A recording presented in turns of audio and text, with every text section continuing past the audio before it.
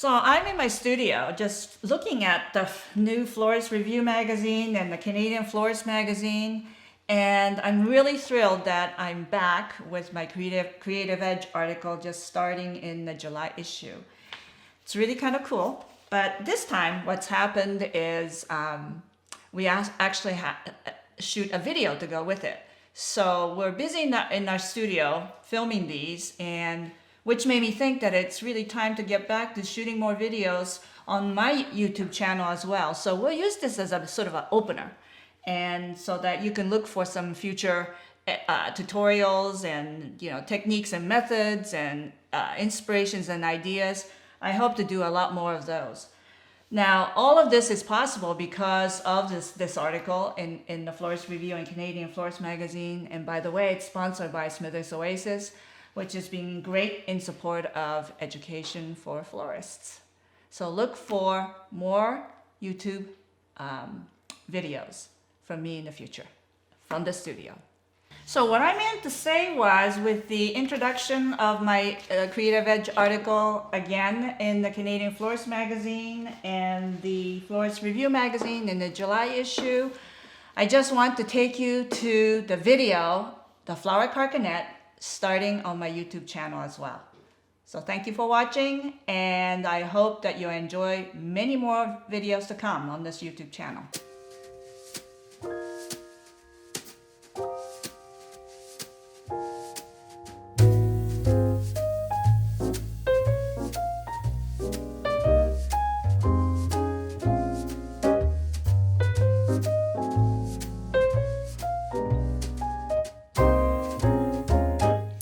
So welcome to the first video tutorial for Florist Review. I'm back writing the article Creative Edge, and this issue is about floral jewelry or floral couture. Decided to do a necklace or carcanet, which is sort of a very encrusted, bejeweled version of a neck collar, a collar piece. And so really the three different approach to this designing this piece, the basic, the intermediate, and advanced, or is to do with actually the mechanics and sort of the approach, the artfulness of how the design is approached.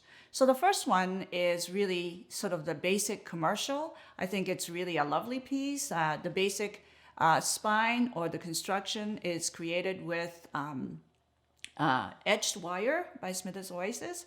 I've actually created a piece that was sort of a little bit of a teardrop piece, sort of a wide band at the bottom, and then narrowing it down to clasp on the back side, so that basically the wire gives us the silhouette on which I basically attached the chenille, kind of a netting, or that I chain linked the chenille to create a gluing surface for all the flowers. What this does is gives it an absolutely secure gluing surface, especially when you use the Oasis Floral Adhesive to glue the flowers to that surface, the chenille. Chenille it actually absorbs the glue so that it really, really holds it really so secure. There's nothing that will unattach it. It really is the best gluing surface for sure. One of my feature things that really give it the beautiful teardrop look is the rosary vine, which just sort of drops, and it gives you a sort of the sense of those hanging, kind of almost a chain piece that it gives. So it was like a real joy and pleasure to work on it, because it's really about just adding the beauty of each individual flowers to put together to give you a sense of that encrusted jewel look. The second design is sort of the advanced commercial, because it has a little bit more asymmetrical balance in this particular design. It has a very asymmetric placement of flowers, and that it's sort of the structure that I built with a wire is such that it sort of hooks around the neck rather than clasp on the back side. I think it gives it a much more of a flair. And the actual mechanics itself, which is a combination of aluminum wire. Actually, I like the the diamond wire because it's a little bit harder in consistency and stronger than some of the other softer malleable aluminum wire. And with that, in combination with the metallic wire and bullion wire, I create sort of a triangular strips that actually gives you a surface that you can twist. It's also a very good surface for gluing because with almost like a knitting-like effect of the bullion overlay in the final finish of those triangular pieces that are twisted, they actually absorb the glue that you apply upon it because it sort of seeps through the fineness of that, almost like the netting quality of the bullion. So gluing on this, it could be two ways. You can have a little pad of chenille to glue on some of the bigger flowers so the holding quality is really, really solid. Or with some of the smaller pieces, just simply gluing to the surface of the bullion sort of wrapped aluminum wire pieces.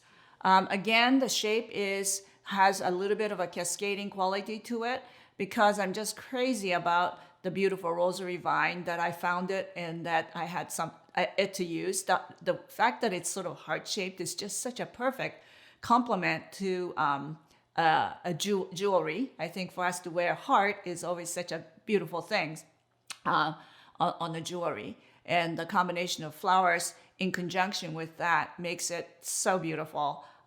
It's just draping so beautifully. Again, the viola is in season, so it was just a perfect fine little jewel that you can showcase alongside the other flowers. A little bit more sparsely spread out and not as encrusted as the other. It gives you a beautiful visual flow, the way the flowers sort of round the color on one side. The final piece is more of the artsy piece, and I think it's artsy because of the approach that I took to design it. Really wanted to do, again, an asymmetrical piece, but I wanted to challenge myself to just not pretty, but a little bit more dramatic contrast of angular to the curvilinear. The contrast of one to the other makes it a little bit more, create a little bit more tension. And after all, when you're creating art, it's really about the tension that you create, that you feel that it gravitates you to that piece of art. And so in this one, I actually used a wire that I actually hammered it, flattened it into angular surfaces.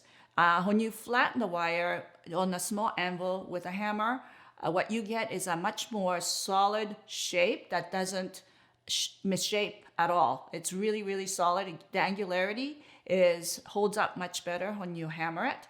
And it also gives you that surface kind of treatment that is so often found in some of the fine jewels. So I think it's also a combination of just the professional finish. At the same time, it's also very, very strong and it doesn't misshapen. So a combination of that overlaid with the curvilinearity of the fine metallic wire, it's just very, very fine so that it's a contrast of fine against a little bit more substantial wire. And then over that, I sort of follow that curve with the Tillandsia xerographica botanical piece that is just the most perfect curvilinear material you can find that just comes naturally in nature. And then my favorite flower, the Gloriosa, because each one of those flowers has just beautiful pedaling that just sort of dances through. And so it really carries a lot of emotion and beauty in combination with what's been built upon that original wire frame. And then it also has like spiky pieces of wire, metallic wire that actually holds and captures some of the little Hypericum berries so that it floats. So that those pieces are not glued down to the main part of the jewelry, but it just literally floats in spikes over and above and then around. I think that's kind of a lovely way of treating some of the placement of the jewel, the floral jewel material. It just makes it a little bit more interesting mechanic for an advanced stage of designing. Artful.